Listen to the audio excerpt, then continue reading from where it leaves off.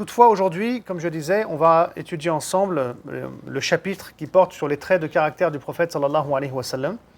Alors pourquoi ce choix?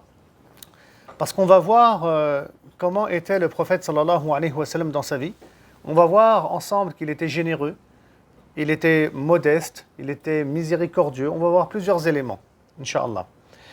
Et c'est important en ce mois du Ramadan que d'étudier les traits du caractère du prophète sallallahu alayhi wa sallam, car le mois du Ramadan a pour objectif d'atteindre ou de nous orienter vers ce qu'on appelle la taqwa en langue arabe, qu'on traduit par ici la piété, la conscience, la crainte révérentielle. Il y a plusieurs mots pour traduire le mot taqwa. Donc c'est un éveil, la taqwa, de l'individu qui prend conscience de ce qui est mal, de ce qui est bien.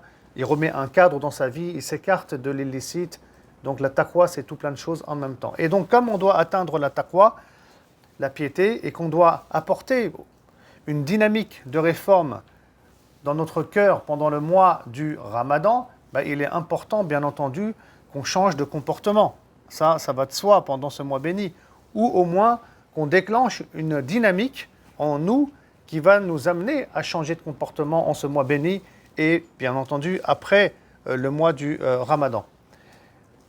Alors, on a voulu ne pas traiter des thèmes de la spiritualité de façon frontale, mais plutôt étudier la personne du prophète sallallahu alayhi wa sallam, car, comme vous le savez, il est un exemple à suivre, uswatun hasana, pour le croyant.